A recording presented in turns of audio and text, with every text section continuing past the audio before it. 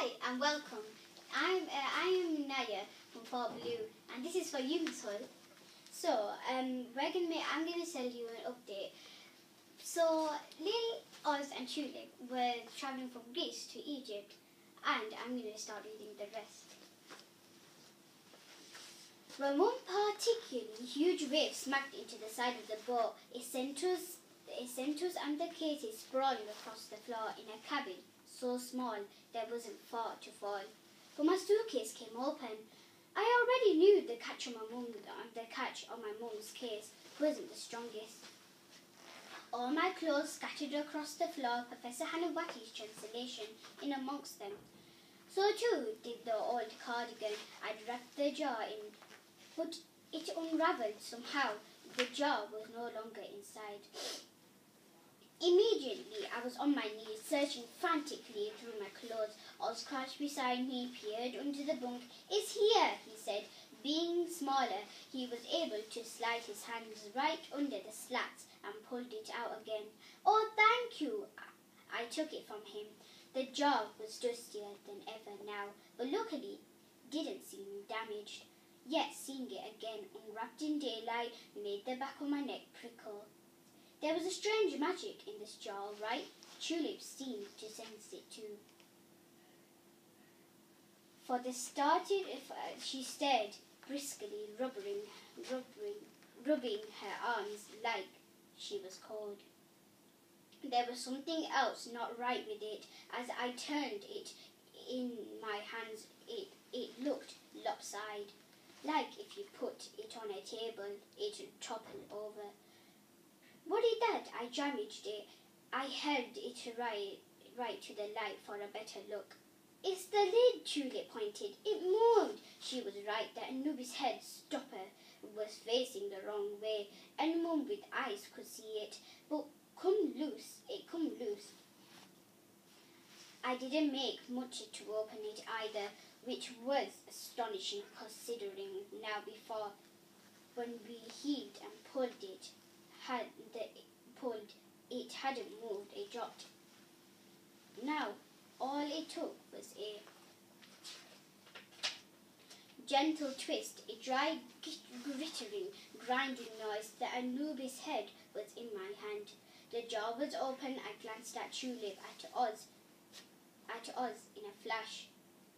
We were all peering inside. "I can see something white," Tulip said eagerly.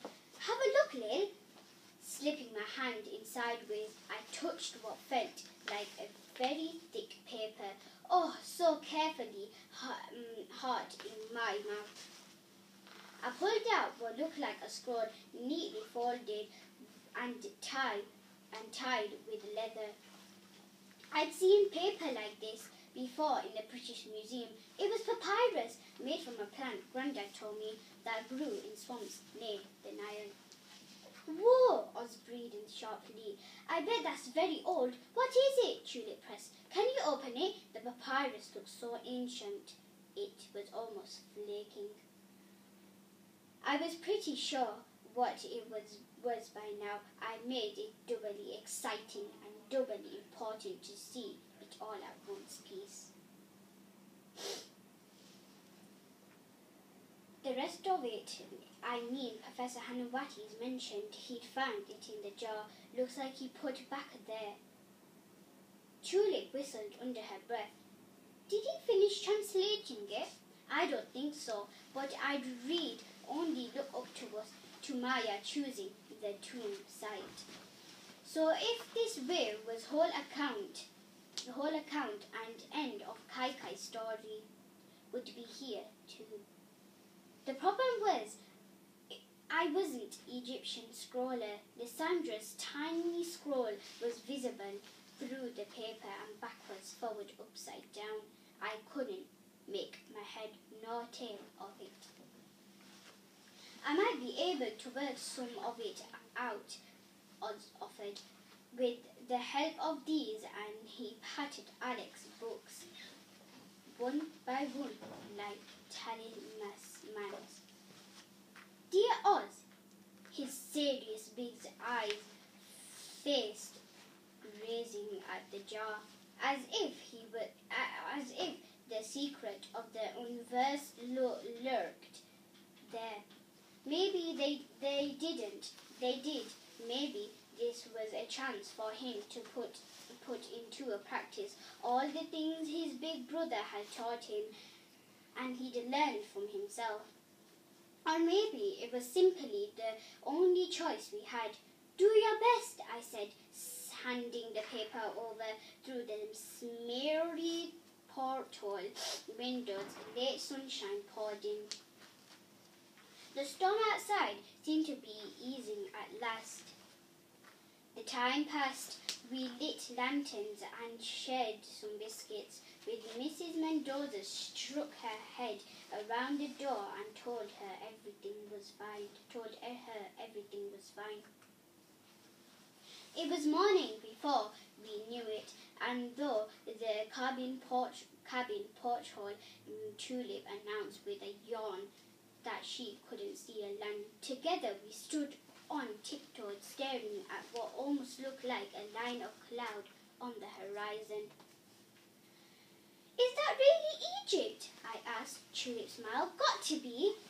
It was incredible to think we were nearly there. That's perfect timing, a voice wafted up from the bottom bunk, making us both spin around. It was the first time in hours that Odd had uttered a single word. Did you manage to make sense of it? I asked eagerly. Is it the ending? In answer, they patted places for us to sit, not quite next to him, so we could hear the story he'd been pouring over all night long.